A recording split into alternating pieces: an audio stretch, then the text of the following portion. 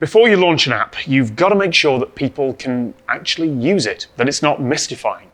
Just because having a bizarre swipe interface worked for Snapchat doesn't mean it'll work for you. Admittedly, the app I'm working on is a little simple because it's just for this show. It's one button right now and might not be the best demonstration. I'm not too worried about its usability. But this isn't the case for most apps. All of your users have to be able to use it, even the drunk ones. This is where user testing comes in. User testing helps you understand how people use your product and how it'll be received. Do folks use it for the same purpose you had in mind when you designed it? Do they understand how to use it? Is it as intuitive and easy as you think it is? Particularly for someone who's never seen it before. And can absolutely anyone use your app, even if they're tired and emotional? There is a reason I'm in this bar. In March 2015, front-end developer and whiskey aficionado Richard Littauer created his website, The User is Drunk. Your website should be so simple, a drunk person could use it. Which is true. You should ideally make your app so intuitive that it can be used by anyone, anywhere, in almost any conscious condition. But there is more to it than just getting your friends around and giving them some alcohol. In this episode, let's figure out how to user test, how to work out the questions and scenarios you should create to see if your app is actually usable. And then how to figure out if and how you should correct your course, how to figure out what your testers actually want so you can give your app the best chance of success at launch. Let's get testing.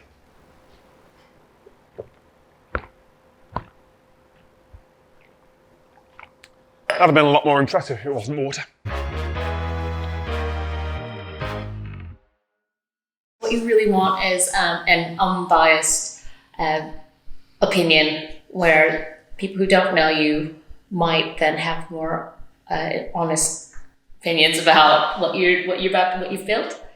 So just to go out to people that you don't know.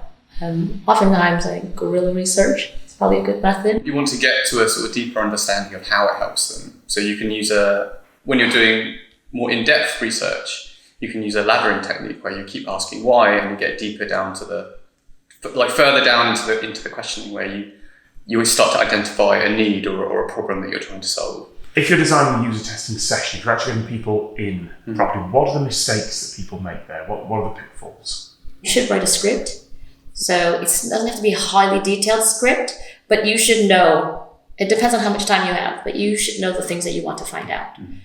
So you should write down on some pieces of paper, what are the 5 most important things you need to know? What are your assumptions?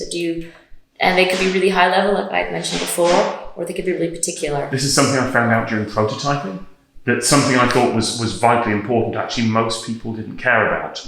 And several people asked for the same change or the same new feature, which is something I hadn't even thought about at the start. And I'm guessing the more user testing you do, the more you find those patterns. It's definitely about finding patterns because you're always going to have people with their own particular take on something, and you need to collect enough interviews, enough data points to see that it's either a pattern or it's just one particular person's opinion on something. And so we usually do, I think, 5 to 6 interviews before we start seeing a pattern emerge. It's not about proving your idea correct. You're not trying to, we call it usability testing, but it's not a test. You're not trying to pass a test. You're trying to actually learn more about what you've made. I'm used to conducting interviews like this, where I'm sort of doing the edit in my head, and I know where this wants to go, and I know how to push someone towards the advert. No, I need them to be entirely themselves with their opinion. You find if you let people talk and you leave silences. Yes. I filled that silence. They'll fill the void with more input, and that's what you want. You want their honest input about the thing. Thank you so much for coming in today. We're testing a new and really simple app that we're developing. This is just a basic version. There are no right or wrong answers. If it turns out you can't use it, or if you don't like it, that is my problem, the app's problem, not yours. It'll really help if you give as much information as possible and ask any questions you need to. First of all, just a couple of questions. What phone do you use? I use an iPhone 8. I have a OnePlus 5T. So you're Android? Yeah. iPhone. And what kind of things do you use your phone for? Social media. Browsing the web, email mainly, and navigation. Task number 1, can you open the app called Things You Might Not Know? Okay, that's a tick. That's open. Can you find out an interesting fact using the app? Yes. Well, it's given me a fact. I don't know how interesting it is for me, but it's given me a fact. Okay. Can you find out more than one interesting fact? So at the bottom of the screen here, it says swipe up for something more interesting. So we'll try that. Yeah. So swipe motion. Before we get into what's on screen and what's in the content there, how did you find it to use? I thought that text at the bottom, which said swipe for something more interesting, was a bit small. Very simple in terms of the immediate kind of call to action or what it's asking you. Pretty simple, apart from, I mean, obviously I made a slight misunderstanding by misreading the sort of swipe. Oh, that's the app's problem, not yours. Yeah. How interesting were the facts on there? Not super interesting, because it's just, you're near this place, you're near that place. Quite interesting because I'm quite new to Brighton as well, so I don't know much about it. So I think, do you get quite a few facts? Because I only swiped once, so I got quite a basic fact to begin with. Would you use or download that? Maybe. Potentially, because it helps you explore things that you may not know. Possibly, depending on where I was and the type of facts it was giving.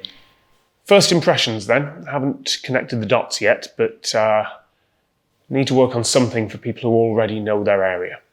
The folks who said they'd like it and might get something like the final version of it, they were all the people who weren't local or had just moved to the area. So it's great, but you don't generally download an app just for holidays. You need something that works all the time. So that's one point. The facts need to be more interesting. We need to put up something that is more than just the closest Wikipedia article. And maybe it will be the closest, but we need to somehow pull something out of that and put it as an important bit on the screen. But it's not a complete disaster. I thought this was going to be a complete disaster, and it's not a complete disaster. The facts that we've got aren't great. Because I'm guessing we're just pulling in the closest Wikipedia article? Yeah, we're doing a nearby search, pulling in the nearby ones, and we're just getting, I think, the first image from the page and a little extract summary of the information displayed on the page. So I know this is an MVP, minimum viable product, we're just doing the basics, but is there any way that we can algorithmically extract interesting out of that? This intake of breath, which is... It's like the time someone asked me for like, can you just do this? Mm-hmm. No, okay. Well, interesting also is quite subjective. So... Because I know there's been like research into machine learning summarization. There are probably tools that we could use to do some sort of analysis on the text that's there on the whole page and pick out the most interesting fact. But probably not for our MVP. I'd have to train the model. I wouldn't have to train the model. I'd have to hire some people to go through a load of extracts from Wikipedia and mark whatever's interesting and hope that the machine learning model worked and you'd have to bake it into the app somehow? Yeah, we'd have to work it out. It's not going to happen for an MVP, is it? I don't think so. So what have we learned? Well, quite a lot. I've got 5 cards this time. First of all, user testing is essential. Even if you don't have a lot of time or budget, you should still do it. And it might be testing in the street or remote testing with users in their own homes, but either way, it will show you the parts of your app idea that people don't understand or that they find hard to use. And it'll make your app so much more effective when you launch.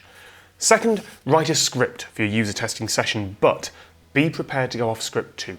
A script will help you consistently go through all the elements of the app that you want to test with the user, and it'll help you explain what you need them to do at each stage. It will help you be more consistent, so the results will be comparable. But each user will give you new insights into your app, so feel free to improvise if you need to. Third, look for patterns in your results. Sit down with your team, cross-reference everything, and look for those patterns of behaviour. Are there specific parts of the app that people just didn't understand or that they find difficult to use? Were there similar "oh" moments when users really understood and appreciated your app? Fourth, look at what people do as well as what they say. A lot of users struggle to tell you exactly what they think. They might want to be polite, or they might just not have the technical language to explain their problem. If you're in the middle of a user testing session where the user isn't doing the best job of articulating their thoughts or feelings, focus on their non-verbal behaviours like posture and hand gestures and facial expressions. Finally, user testing is all about listening. It's not marketing. You are very definitely not trying to sell your app idea to the user. You're a moderator. Don't interrupt their flow by offering them guidance or advice. You wouldn't be there to do this in the real world, so resist the urge to offer advice from the sidelines. If you take the time to really listen, you'll often get surprising insights that you would have missed, and those little surprises can tell you a lot. Next time, how to make money with your app.